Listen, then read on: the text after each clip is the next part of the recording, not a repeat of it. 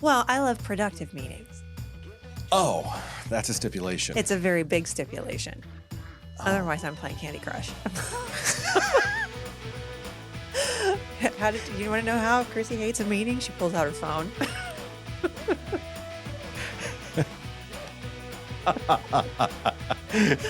That is how we're going to start this podcast. We're talking about meetings. Stay tuned. She's the CEO. He's the marketing and operations guy. If it's broken, you need The business fix. What has you excited coming up, Chrissy? Besides us talking about meetings, 'cause we've both been dying to talk about I'm so this. excited to talk about meetings. I would say, we're in the throes of summer, so we're dealing with one kid away for an extended pre-college summer camp, and then the youngest one is at summer camp as well. So I guess we're testing empty nesting. We'll see how that goes. We probably should have had a meeting about it before we started to execute. Right. Dude. So this is the trial This is run. the trial run of can we survive in a house together with 2 dogs and no kids? It's going to be great. Yeah. Yeah. Yeah. All the freedom, all the things that I'm going to get done. That's kind of, That you say you're going to get done. yeah, we'll see. If I have a lot of meetings, I probably won't get anything done. So that's what I'm doing. That's what I'm excited about. What are you excited about, Josh? Once again, getting out, riding some, I love the fact that we have 4 seasons here. Yes. To me, that's amazing. But summer is my favorite. I am a freeze baby. I get cold anytime it's below like 73 degrees. So now I'm in my heyday of like, okay, it's warm. I can go outside. I can relax. I'm no longer sitting in my office shivering, even though I've got a space heater under the desk and a hot computer. Yeah. So to me, that is the big exciting piece. It's nice to see the sun. Yes. Occasionally. Right. Little wet, but we'll get there. Meetings. Yes. They're all terrible. They're all horrible. They're not. I'm sorry you have trauma around meetings. I like them. I actually do too. But okay, there is a very, very large space in there that we need to talk about. Okay. A stat that I had: unproductive meetings cost U.S. businesses an estimated $37 billion annually. That's a lot. When you think of the dollars per hour sitting in a meeting, I always sit there whenever I'm like having a meeting in our company. I'm like adding it up. I'm like, okay, this for us to talk about this cost X dollars. Yes. Ouch. Not only that, but when you see people playing Candy Crush, rolling their eyes, you're like, I am paying them for that, and what the hell can I do about it? Yeah, sending text messages. Right. Probably to the person across the room. Correct. They're in chat. Correct. Because you always see the one person put their phone down and someone else picks their phone up seconds later and then smiles and then looks at them. That's how you know you done messed up your meeting. Yep. What is the biggest blind spot that leaders have in meetings? Oh, I think not sometimes, all the time. Unequivocally. Most of the time, leaders treat meetings like it's a box to check instead of business strategy. Oh, God, yes. Yeah, that's it. we just let's shift things and look at them as a true asset. Like meetings are an investment. They are. I remember I've been in a couple of places, like one where we had a Monday morning meeting and we would be in there for half an hour. And it was scheduled usually for an hour. Yeah. And the manager would make sure that he took up the hour.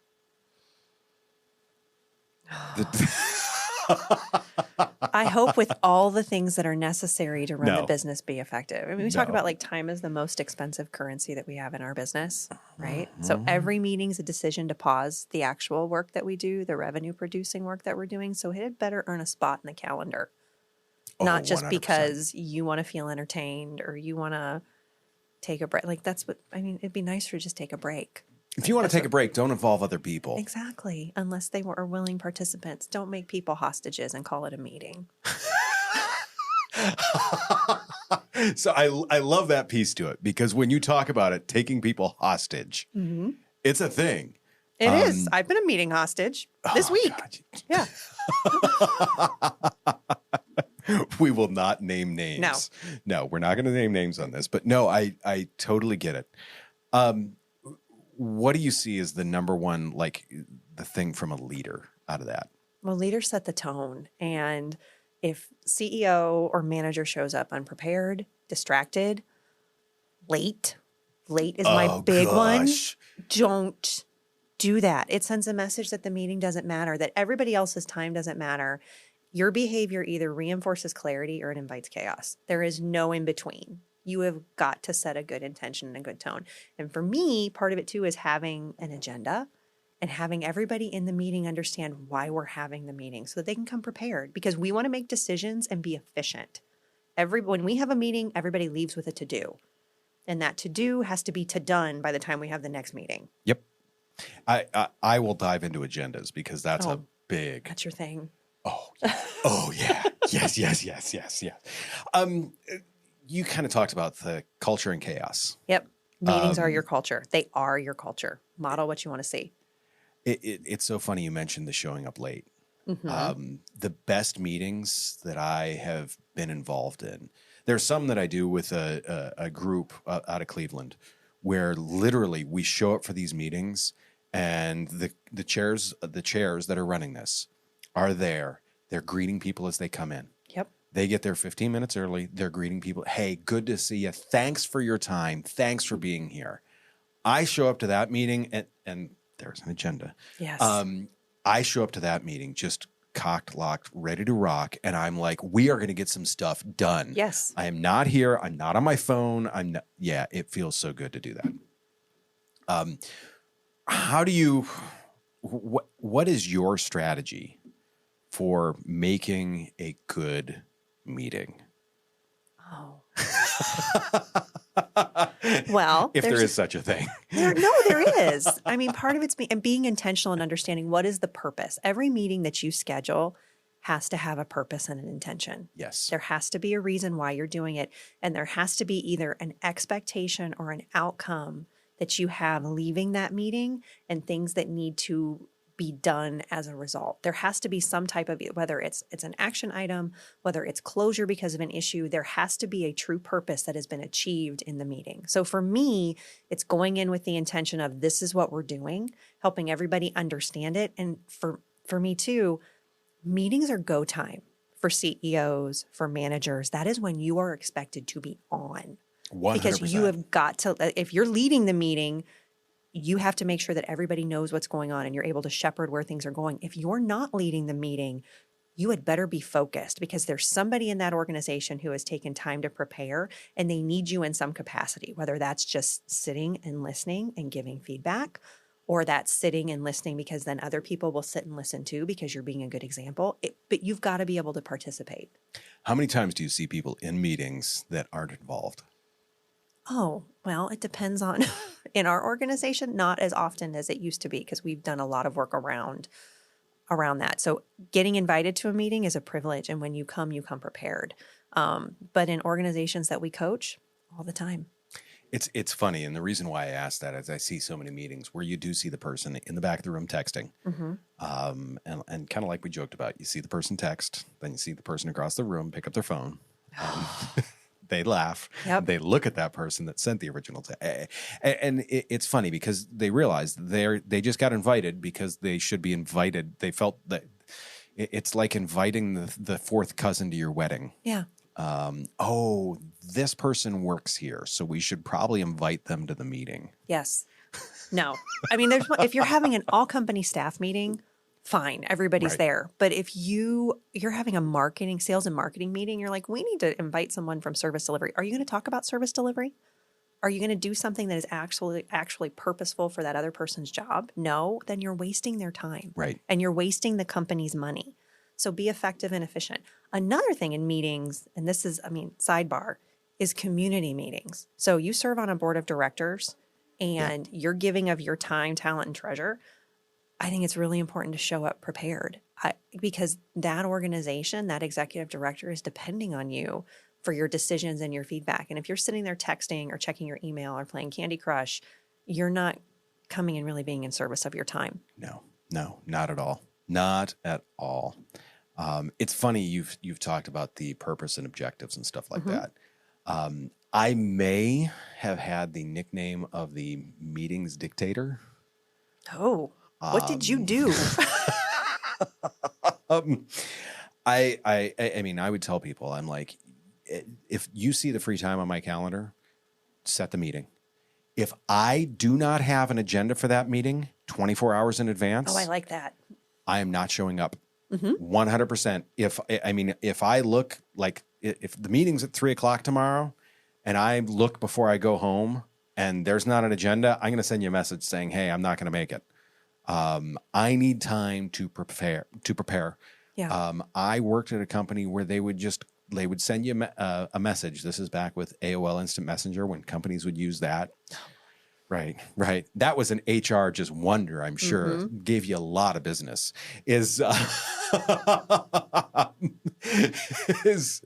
But they would send you a message. They'd be like, come into our office. Like, what's this about? They're like, just get in here. So you have no context, None. no purpose, Nothing. Am I getting fired? Am I getting a promotion? Right. And then I'd go walking into their office and be like, hi. And they'd be like, what's last week's numbers? And I'd be like, they're in my computer at my desk. And they're like, why don't you have them? You didn't ask me. Right. Oh, gosh. I had no clue. No. Yeah. So the other thing that I always talked about too is I told people there are one of four things. Is it to make a decision? Is it to brainstorm? Is it to share information? Or is it to solve a problem? If you can't say this meeting is for one of those four things, don't do it. There's one that I want to talk about that's interesting. Okay. And I told you kind of in our pre-notes, I'm like, don't touch this one because I really was excited to talk about this. I didn't touch it. Question is, did I read it? Amazon has a policy for their managers. It's a certain level of management where they have a 6-page form that you have to fill out in order to call a meeting. And what they do is they spend the first 20 to 30 minutes of said meeting with everyone going over that 6-page document. So that way everyone has read the same thing. And to me, the thing that I love about it, if you're not willing to spend the time to fill out a 6-page document, why the hell are you involving the rest of these people? Agreed. There's no reason for a meeting. No. I like it. No. I mean, to me, that was the thing that I absolutely loved about that was just the fact that, once again, if you're not willing to put in that effort, you shouldn't be willing to drag other people into a room with you. Don't drag other people down. There are no meeting hostages. I say that a lot. No meeting hostages. And it's funny because as you say that, I think of people literally tied to their chair looking at the door like, how do I escape? Yeah. How can I feign an illness? Can I have a heart attack? Can I have come on, you've seen it. They start burping like, stomach's kind of upset. They pick up their phone and go, right. Run out the room. Like, even though you I wished I would have done that. The screen never turned on. Yes, exactly. They look at their phone, they get the surprised look, and they're like, I need to take this. Yeah, they're pretending like nobody's there. Right. No No, one's calling you. I saw on your watch, no one called you. We may have done something similar. There's been times where I have told people, I'm like, look, if I'm not effective here, I'll go do something else. Yeah. You know me well enough to know that I'm okay offending some people. Just get up and leave. Where's Josh going? Oh, he's done with your meeting. Right. If I'm not of value, why the hell am I here? Yeah. Because we've all been there and we've all sat there and thought about that. The problem is I've seen so many people sit in these types of meetings and think, this is a requirement. I have to do this. Oh, that's a good one. And I think as a leader, you ask yourself, would I be in this meeting if it wasn't required? Like, that's a good way to know if you should be in the meeting or if you should be having the meeting or if the meeting needs help. Oh, and so do you when you call a meeting, are you saying, is this person required? Yes. To each person? Usually I'm thinking through that, like before I even invite people to the meeting. You're not. Because as much as I love meetings for productivity. I hate meetings that if they're not going to be productive. So I don't call a meeting for the sake of having a meeting. There's always purpose and intention. So that's where like people are like, I don't like meetings that don't make sense. I'm like, I don't go to those. Yeah, no, it's just simple. I'll go to them, but I leave shortly thereafter. Be like, oh, yep, nope, bad internet connection. Mm-hmm. Yeah, I mean, I went to a lot of, early in career, I think everybody, like when you're not in leadership, you go to those meetings and you suffer through so many bad meetings that you hit that point of, okay, when I'm in charge or when I have this ability, I'm going to make sure that it's productive. I'm going to make sure that we have the agenda. I'm going to make sure that, I'm going to jump ahead. We start and end on time. Oh, that's 100%. a big one. That, like you said, especially as the leader of the meeting, Mm-hmm. by golly, be in the room 5 minutes early. Welcome people. Thank them for their time. I always hate it when someone just starts the meeting and they're like, okay, here's what we're going to talk about. The other piece to that I want to say is most people do not lead or facilitate meetings. I've been in so many meetings where it's just someone that wants to talk. Yes. Why the hell am I here? You could easily send this out as an email. Yes. Give me all the same information. Or record it as a video if you really want to be seen. Right. If I have questions, I will be more than happy to send them to you. Mm-hmm. But don't make me sit through an hour of you yammering on because you like it or because that's what we've always done. Yes. Oh, yeah. That's so true. One of the things that from the meeting standpoint, mm-hmm. when I'm in charge of them, I do like it because it to me, I look at it like a podcast. It's my job to manage this. It's my job. I'm the host. Mm. It's my job to facilitate. It's my job to get people to participate if I need their information. It's when the one person won't shut the hell up, it's my turn to, okay, thank you. I'd like to hear from someone else in the room. Yeah. Because we've all done that too. I was in a meeting a few weeks ago where it's like someone just irrelevant topics all the time. And no one was willing to tell the guy to shut up. Oh, that's hard. Except maybe. Oh, did you? Good job. In a subtle way that kind of is in my own brand. Okay. Maybe that's the right. It wasn't subtle, but it was on brand for me. Okay. Because the marketing guy, I have to stay on brand. But to me, it's the other thing that I see with that is the leader, the facilitator. Yeah. If you don't get to the objective, your fault. Yeah, agreed. 100%. What do you see as the biggest reason why meetings fail? Poor leadership. You're not defining what you need to do. You're treating it as just any other time. It's not strategy. No, I wholeheartedly agree with you on that one. Would you rather, we're going to play Would You Rather. No. Would you rather have a virtual or an in-person meeting? Oh. If it's one-on-one, that's different. So I'm going to ask you one-on-one or as a group. So group meetings, especially if it's leadership team, I want to be in person. If we're introducing a new concept, we're talking about something that could be uncomfortable, I want to be in person because then you can read body language a little bit differently. You can address, you can call on people. Now, we're in a unique situation. Well, not unique because I think a lot of people are like us. We have some employees that are never going to come into the office. So we've had to figure out how do we facilitate those in-person meetings with our virtual employees as well. So pulling everybody together and having an all-staff meeting when you've got virtual team members and you've got individuals in the room, I think can be a challenge. But I am a fan of in-person, especially if it's going to be uncomfortable. I will agree with you on that, especially on the uncomfortable part. I mean, there's times where you just need to sit down and be able to look at someone in the eye and say, look, here's what this is. Here's what we need to do about it. The problem is we've all seen it, and I'm going to engage with that camera right there, is we've all seen it where the webcam is different than the screen.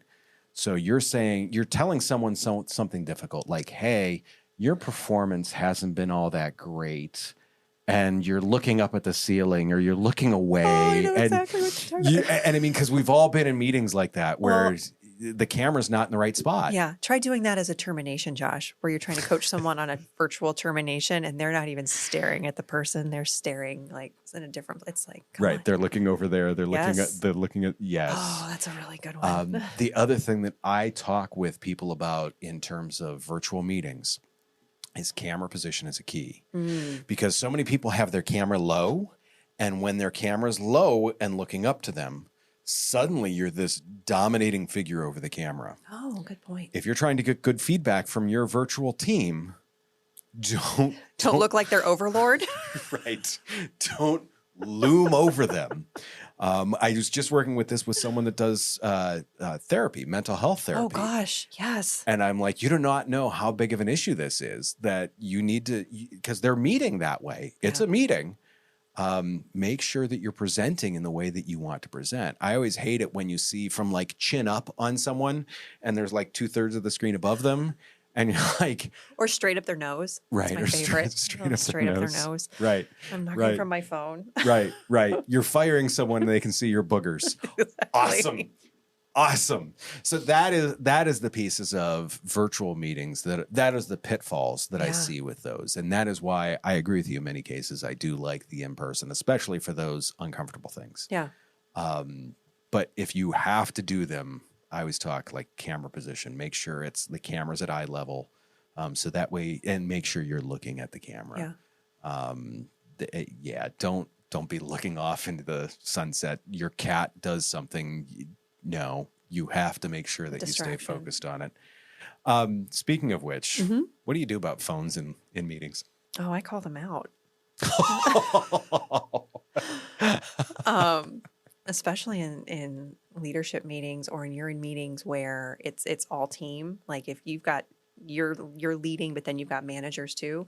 Your managers help set the tone for what the expectation is from your team members. So, I mean, I will call them out. I've been in public meetings because remember I volunteer and do some things in government, and something's gone off, and I've been like, "Do you need to take that right now? Is what we're doing not important?" And I can do it in a nice, like there's times where I'm nice, there's times where I'm not nice. I mean, if someone is on their phone completely distracted, I will ask them a question. I go, so, hey, Joe, what do you think about this issue that we're talking about? And they're like, I'm like, yeah, come back, please. We need your time. So the funny thing is you do it in you still do it in a way that's brutally honest. Yeah. Slightly, maybe less snarky than me. Depends, but yes, probably. What happens when you've got, we've talked about the larger mixed meetings, where it's both virtual and in person. What's a tip you'd give to people for something like that and managing those? Because those are extremely difficult, because you need to make the people that are on the screen, I need to look at that camera right there and be like, look, I am engaging with you guys on this meeting, but in the same sense, I need to make sure that the people on the table don't think I'm completely ignoring them.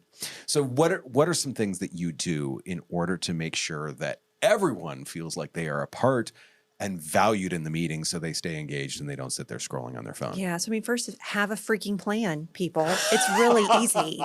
Have we talked about an agenda? We talked about an agenda, but it's not just the agenda. It's also the tone and tenor. So I've got the agenda set, but I'm setting the intention for myself of this is who I'm bringing in into my full person to this meeting. The other thing I would say that some people hate, but I think it's really important, is you have to have an icebreaker. You know what? We're going to go around the room and we're going to do something. I don't care if I'm asked, like, personal identifying fun fact that you don't mind sharing. Piffy Demas. We do that sometimes. I know sometimes my team members hate it. And I'm like, I don't care. It gets us laughing. And I will start like, here's one that I can do. You know, I tap danced for 14 years and I can do the William Tell Overture with my feet. So yes, I will show you someday. Not right now. This explains the dancing clips. Doesn't it? That we have for yes. Yes, but go around, and figure out what those questions can be. It does, you can ask ChatGPT for 20 options. You can ask a team member, hey, this is the question I'm going to ask. Are you okay with that? If you have someone in your organization who is extremely introverted, give them that question the day before. Oh, I like that. So I've had team members that they are terrified to participate. and they're not going to say a word unless they know ahead of time, this is what's on the agenda, and this is the question I'm going to ask you, and these are the things I need you to be prepared for. And those team members have been invaluable to our organization, but they're invaluable because we're intentional in how we talk to them. I love that. And it's funny when you say the icebreaker, because I think those are irritating as hell too. I agree, but they're important. What's interesting about that, because I think in so many cases, so many of them are just so shallow, because people ask dumb questions. To me, as soon as you said that, it goes back to one of the first things in our run of show as we go through the podcast here is banter. Yes. Because the other thing is it makes it personal. This is no longer just the big corporate machine talking here. I have officially connected with you. You've connected with me. We've connected with our audience. You've connected with the people that you are meeting with. So now it is a personal thing. They've become personally involved. It's not like you can just sit you right out of the gate, don't let them sit and hide in the corner. No. And scroll. No. And we have the rule with virtual meetings that everybody's camera is on. So, and we don't take the it's broken rule. No, we don't. No, go fix it. Go fix it. Yeah. We've had a couple where like their camera is fuzzing in and out, and we're like, okay, but we can still see you. So Right. you're going to fix it after this meeting. I can see that there's still a human on the other end of that. And I always love it when you see like half a cat walk through the crappy backgrounds. Fantastic. They're like, oh, look, nice cat butt. Yes. So to me, I mean, let's look at some key takeaways here. Active participation. Yes. And that's how you start. Yes. Ground rules. Clear ground rules, what we're trying to get done, where we're going, the outcomes, action items. Do you typically have someone taking notes? It depends on the meeting. I get that. So it really does. If it's a company all staff meeting, no, we record those. And so they can be replayed. Team members we have. And are there AI tools that can help with that? There are lots of AI tools that can help with that. Yeah, it's kind of amazing. Have we mentioned AI on the podcast? Just a couple times. Okay, I wanted to make sure we get it in on this episode too, Yes. that there's possibly some AI stuff that can help. Otter, Firefly, Loom, Zoom, all the things. Google Meets. Google Meets. Yeah, all of those, yeah. I like how you got Loom and Zoom right there. I did. That was planned, I wasn't liked it? alliteration, didn't you? What are your 4 steps to meeting success? Oh, these are great. So model what great meetings look like. You have to come prepared, stay focused, start and end on time, and you're the example to everybody else in how to run a good meeting. And if you suck at it, get coaching on how to be better at it. So model what great meetings look like. Number 2 is set the tone as a culture builder. Make it safe for everybody to speak up. You don't want to have a meeting where nobody's afraid to talk or everybody's afraid to talk. So speak up when a meeting shouldn't happen too. So if you don't think it should be a meeting, Don't make it a meeting. Don't make it a meeting. So that's number 2. Number 3 is focus on decisions and next steps. So every meeting should end with who's doing what by when. Yes. Otherwise, you're just talking in circles. And then, Yeah. What's funny is as soon as you said model what great meetings look like, I'm like, I need to look better then. That's no. And then 4th, because there are 4 steps, follow up always. So whether somebody's taking notes, sending out summaries, revisit things, have the next check-in. So I send to-dos. We have a leadership team meeting every week. We have to-dos that come out from my assistant that she sends out the next day. So we're all reminded of these are the things that we need to do, because follow-through is where meetings become action. And that is really, I think, why people hate meetings, is because things don't get done. We may make decisions, but things don't get done. Now, I think I already know the answer to this. Yeah. When you have next week's meeting, Yes. do you make sure that the action items from last meeting were followed up on? Yes, always. And if look they're at not, we that. talk about what do we need to do to get those done? What caused us not to get those things done? Is it hesitation because it's uncomfortable? Is it lack of resources? Is it I need somebody else to help me with this? Because sometimes there's a reason why it didn't get done. Yep. No, and if you can talk about that openly Yes. and honestly, hey, that seems like a good thing to have a meeting about. Yeah. What's one common, so our quick shot topics for today. Yes. What's one common misconception about meeting efficiency you'd like to debunk? That all meetings have to be more than 15 minutes. Oh, God, no. No. You can have a 5-minute meeting and be very effective. So, hot shot for you. What's the most surprising positive change you've seen in a business after they overhauled their meeting culture? I actually was a big piece of this with the truck dealership, and people hated meetings. And when we started doing them the way I did them, people were like, "Okay, great, we're in for this." We met, like, service managers didn't meet weekly, and we started meeting with them weekly, and it typically ended up being a 15-minute meeting, and they exchanged ideas like, "Hey, we're doing this. You should try this." "Oh, great. We'll talk about it later." Awesome. Those are the things that happen. So suddenly, because they're productive and they're learning things and they're able to do better things, they got better. I'm terrible at the quick shot stuff. That's okay. You're good with the one sentence answers. I am not. I had effective, efficient, compelling. It's 10K SB rule. It is. So. It is. I guess I'm less good at that. You're continuing to improve. Big surprise there. That all being said, thanks for being willing to listen to me and getting all the great information from Chrissy. I'll put it that way. You're welcome. You have all the great information and they're willing to listen to me is the way I'm putting that. So once again, go to businessfixpodcast.com. Find us on all the socials under The Business Fix. Like, review, subscribe, ask us stuff. Obviously, our last episode 100% came from a suggestion from someone that's like, "Hey, I'd really like to learn about this." We have no idea. Oh, wait, no, we are going to talk next week about when it's time to say goodbye. We're not saying goodbye. No. No, but, well, we are for this episode. Okay. See, there's a lot of confusion about when to say goodbye. Oh, yeah. That's why I always finish with, do us a favor. Take care of yourself. If you can, take care of someone else too. We will see you soon.